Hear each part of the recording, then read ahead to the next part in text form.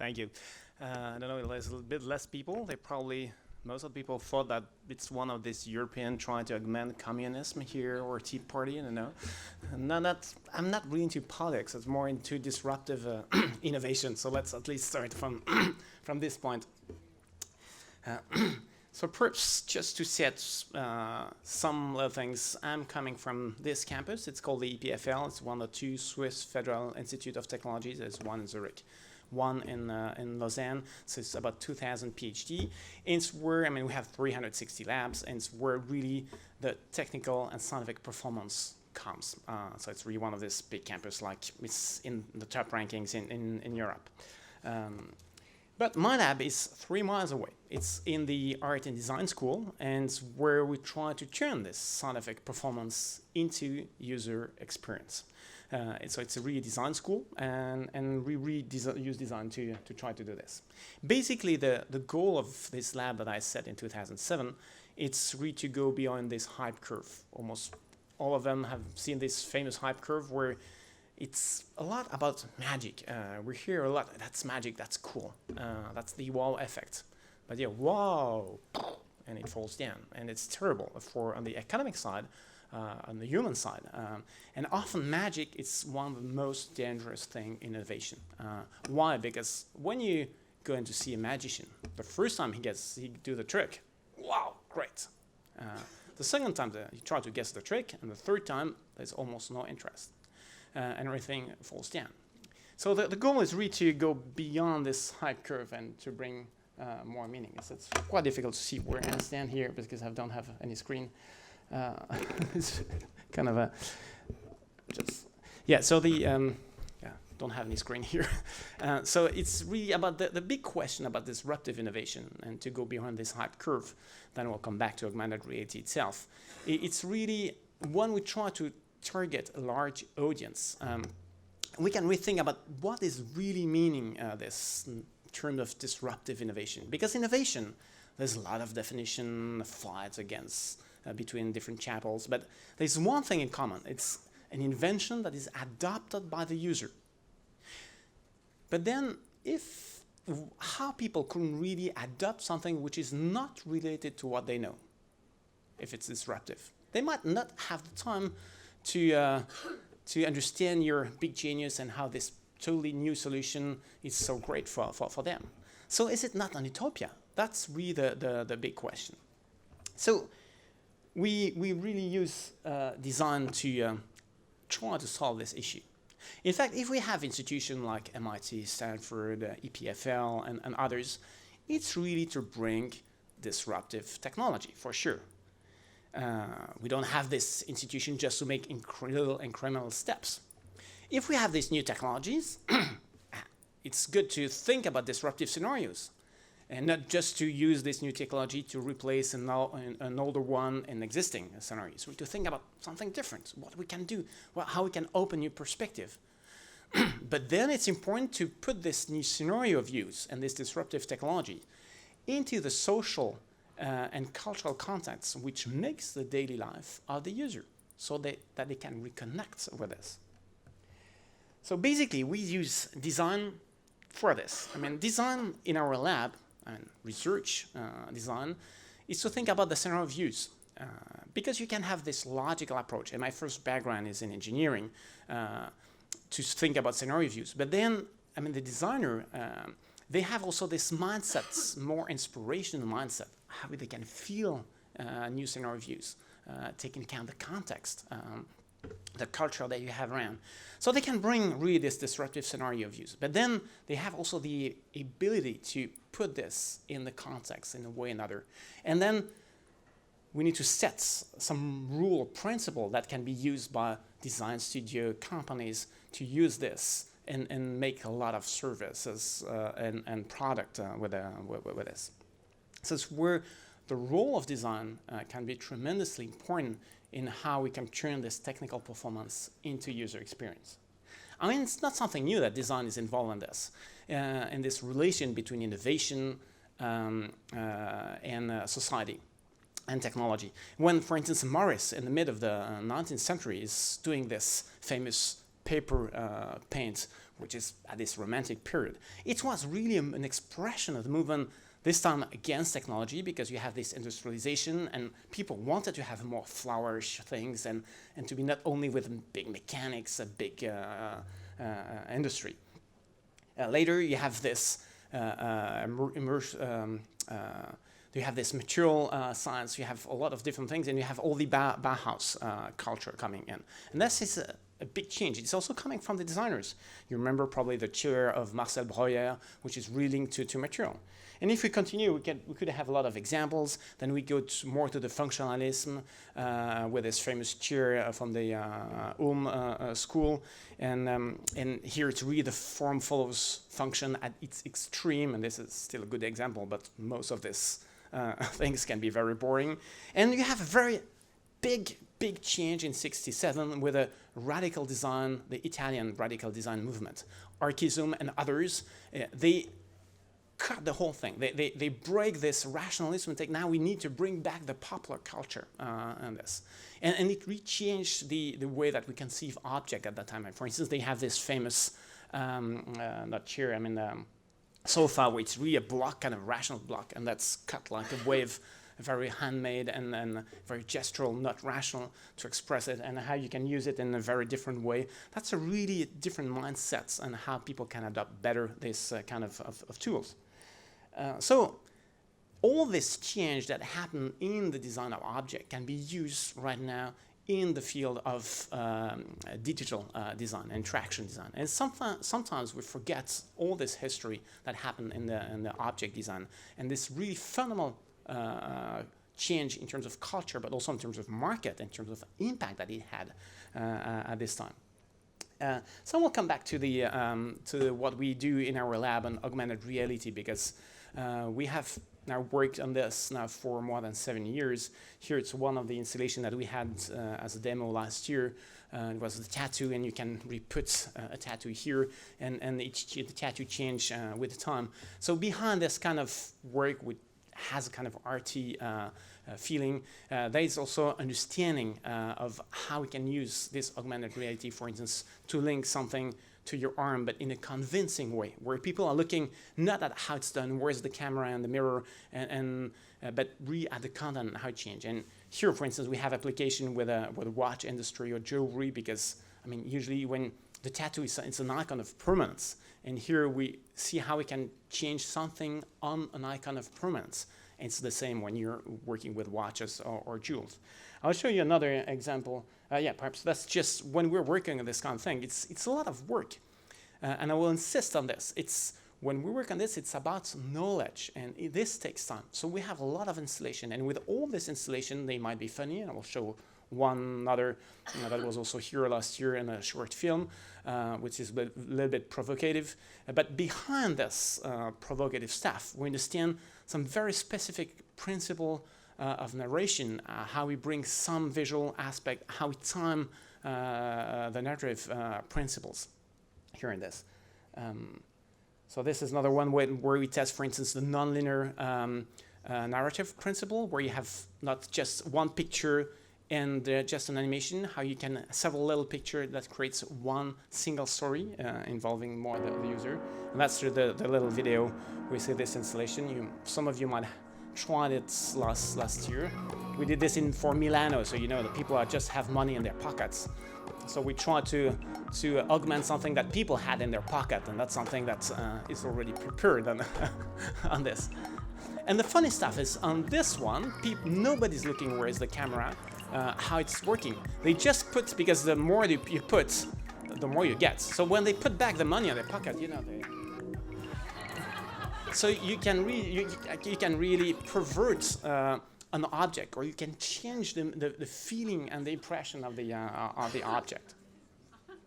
And so behind this, which is really funny, you saw, for instance, some little dots that we have in a banknote. In fact, during the first second, we know that we need to animate some very subtle thing that people almost don't see, but it acknowledges that something can move in your banknote. And then you bring the go-go girl or the dancer. But all this little phasing is really important, and you begin to understand some principle of the narrative, which is then useful for many other things, which are perhaps a little bit more serious. Yeah, so really sorry, really difficult to have this, but I mean, we really need design to have an understanding of the narrative principle, the visual grammar that we have, how we create, for instance, a credible link between the object and the animation around, because it's not obvious for the user that you have this credible link between this physical object. And so we need really to understand this kind of issues to go. I'll just go really fast because now time is running.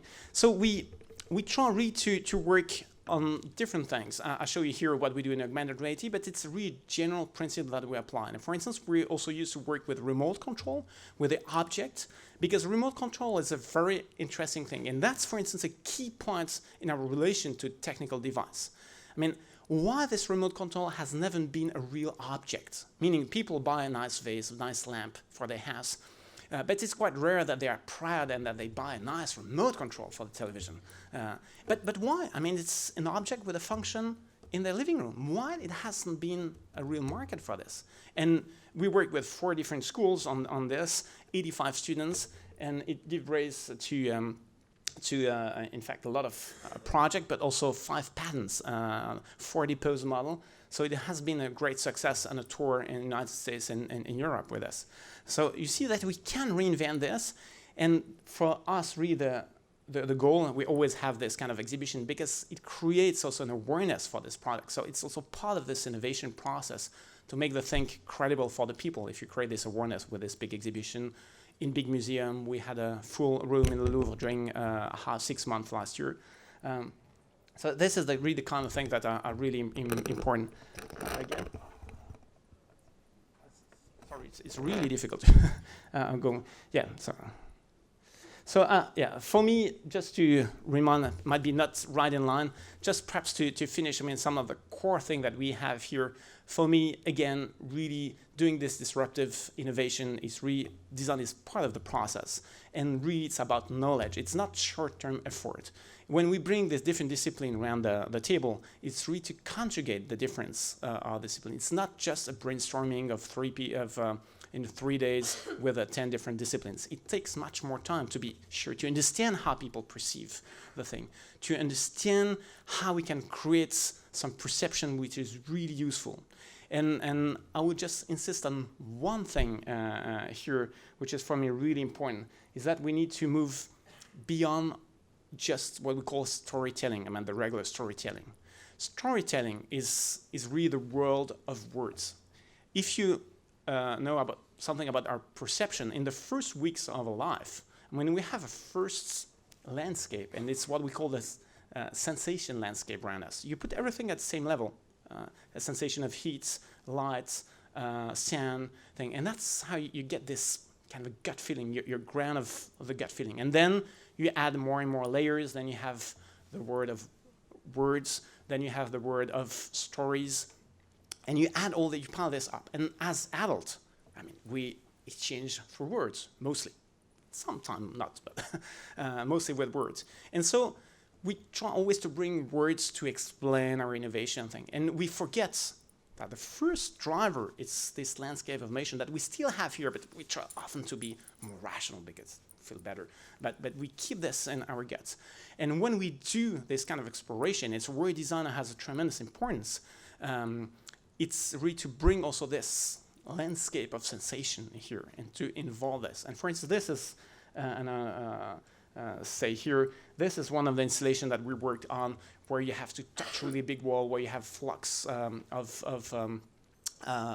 light. And that was done for the museum of the Red Cross Museum in Geneva, where it's working with the sensation of dignity and was just coming after testimony with a very hard testimony of people that have been soldiers in their young years. And you have to do the same gesture against the wall than you had with the testimony before. And so it involves your body, and it's not something with words, it's just purely sensation. And this is something that we need to address. So I will finish with this kind of things. We try to think about how we can turn again this technical performance into user experience. And that is really, it's about knowledge. and it's also about what we feel, want to understand. So we have also psychologists on our team to understand, to measure, for instance, what's kind of stress when we do some immersive installation, like here for the Montreux Jazz Festival, so that we have the distress, which is the bad stress. We have the positive stress, but we also try to understand how we can provide immersive installation with less stress, so the people concentrate on the content, and then you have many possibilities of application.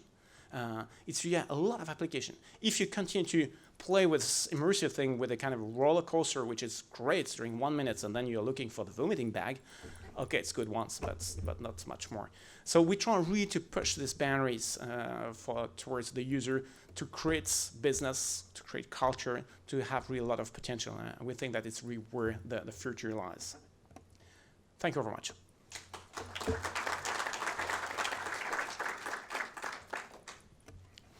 We have time for some questions for Nicolas.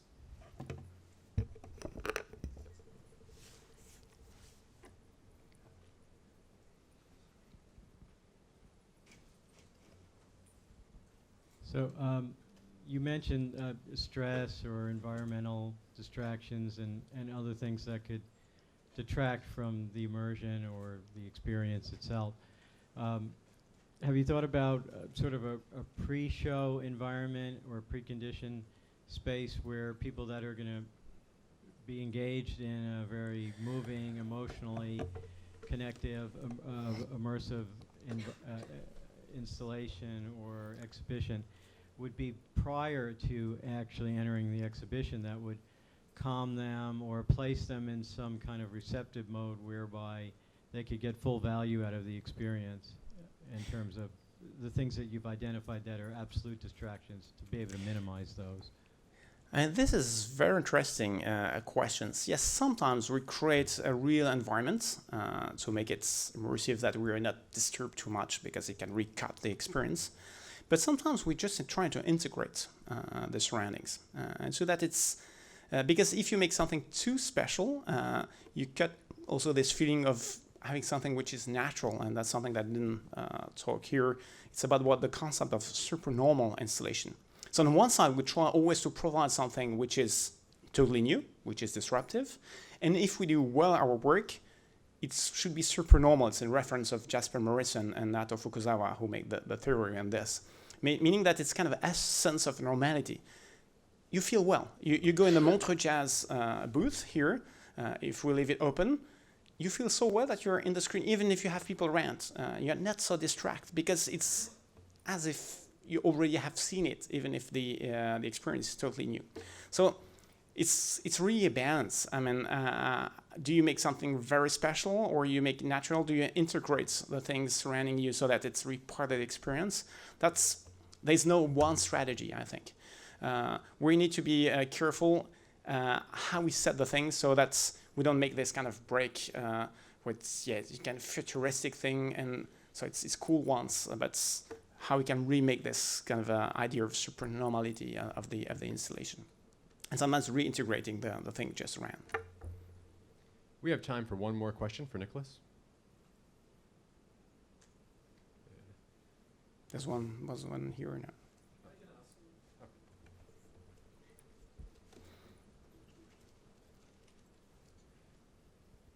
Hi, Nicolas. Beautiful presentation. Just give some idea or thought process. How do you incorporate design thinking processes or design thinking concepts while you're doing this kind of projects?